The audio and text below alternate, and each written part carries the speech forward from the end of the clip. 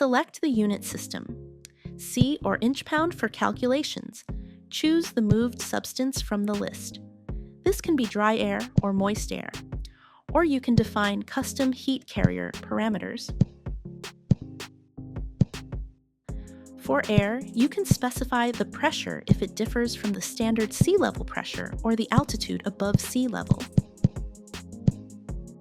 Set the heat carrier flow rate in the preferred measurement units.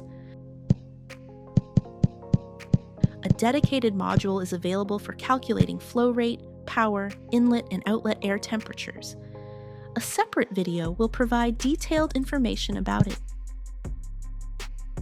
Next, you can select duct sizes by choosing a material with predefined roughness or specifying roughness manually, setting the max velocity and/or max friction, and selecting the appropriate sizing step.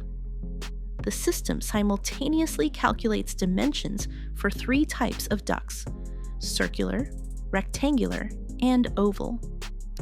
Ducts can be selected in standard sizes or custom dimensions.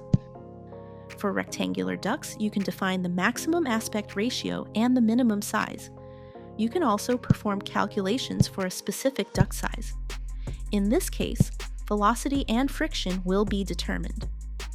To reset parameters to default values, simply press the Reset button.